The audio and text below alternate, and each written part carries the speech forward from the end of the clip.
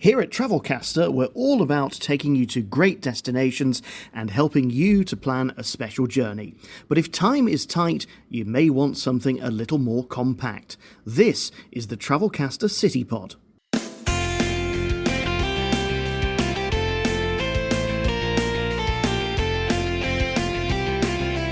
And in this episode, we're taking you to northern Italy, but maybe not the city you were expecting. You see, millions upon millions of people crowd their way into Venice every year, but the smart traveller heads further east to join the locals on their holidays. Welcome to Trieste.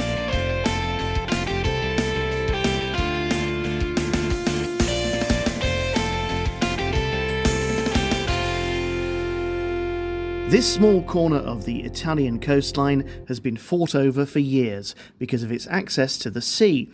In fact, Slovenia is just a few kilometres away. There are direct flights to Trieste from the UK and a handy rail link to the heart of this vibrant and friendly city. So when you get to Trieste Central Station, take a diagonal across the park and walk down one of the main roads, maybe via Roma. This will take you to, inevitably, the Grand Canal.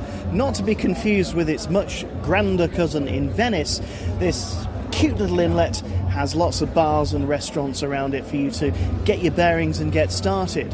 But the further that you go into Trieste, the louder it gets.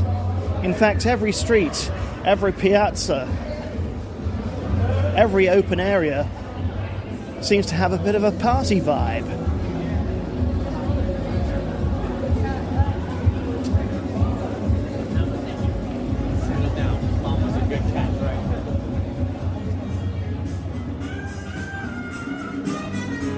Birrafaccio. Say it once and then say it again. Birrafaccio, Birrafaccio, and then remember the name, and then come to Via della Pacia.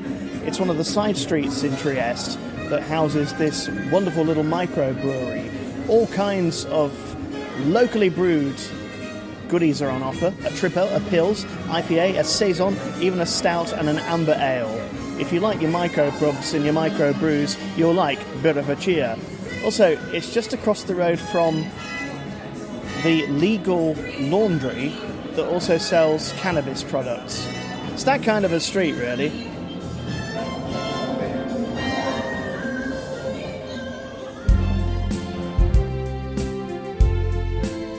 Yes, there are bars aplenty in Trieste and loads of great places to eat too, and you'll find it's considerably cheaper than somewhere like Venice. Even in the heart of the tourist area, a beer will come in at about €4 and you can get a filling main course for less than 15.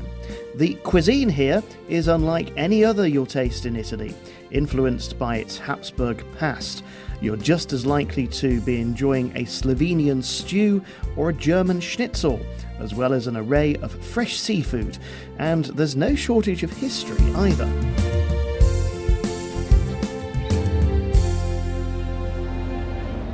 At the Piazza della Borsa is a landmark that reminds us just how important Trieste is in history.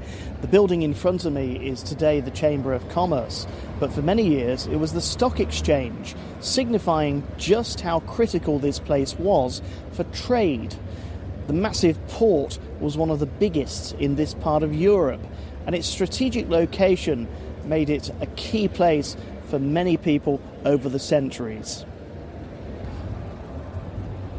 In fact, Trieste wasn't part of modern-day Italy until 1924.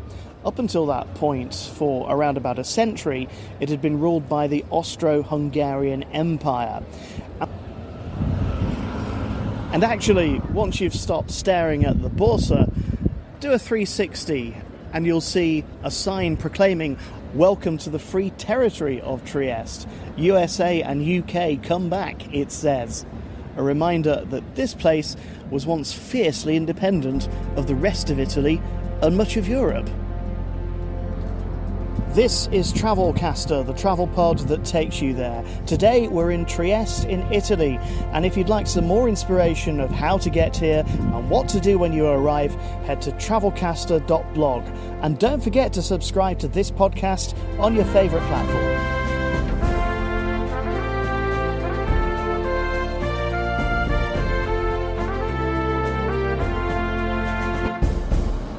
city of Trieste is beautiful and bustling, but if you've time, head west back along the coastline. A number 6 bus will take you to the spectacular Miramare Castle. They're famous in this part of the world for their fish, and that bus ride was like being in a tin of sardines. Hordes of people got on, and really there was barely room to move, let alone even breathe. But we are here near Miramare Castle. Well, sort of, because we should have got off at the last but one stop, but it was impossible to actually exit the bus because it was so full. Never mind, because it means we've actually arrived in the pretty little village of Grignano, just beyond the castle itself. It's got a couple of restaurants and a harbour full of the most beautiful little boats. I'd say none of these are catching fish, though. They're mainly here for pleasure. One of the best things about independent travel is when things go slightly wrong, they can throw up the best of surprises. Getting off the bus at the wrong stop and that uphill walk actually meant that we went through the formal gardens of Miramar, which are absolutely stunning, set on a cliff overlooking the sea.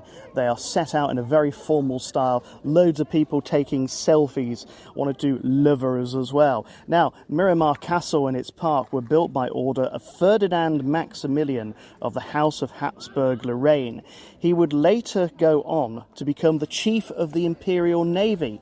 And the story goes that he set off for a voyage to the Near East from here in Trieste, got caught in a storm, and it was at that point he decided that just there, on those rocks, that's where I want to build my house. So he did. And here it is, his grand home, right on the top of the cliff, overlooking Trieste and the Gulf of Trieste itself. It's a beautiful sight. Now, it's going to cost you about €13 to get in, but here's a tip. The grounds are free to walk around as you please, so you could have a really good cheap day out here.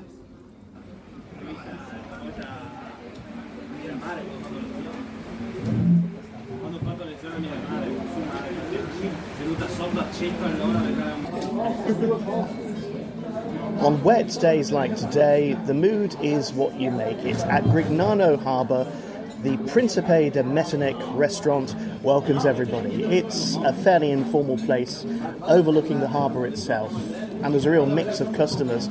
Just next on the table next to me is a young man in oilskins. Looks like he's ready to go on a boat. He's got Wellington boots, the whole lot.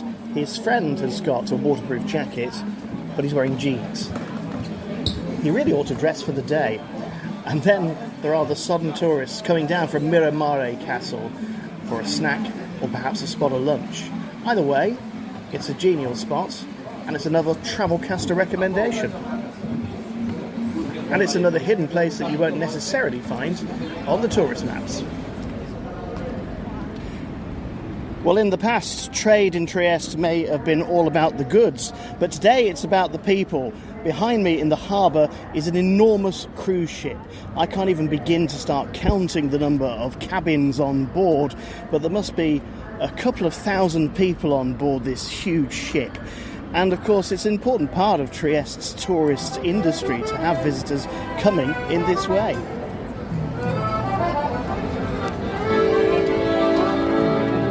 So how to do it? Well, as of November 2024, there are 8 flights per week between London and Trieste, with prices starting at just over £40.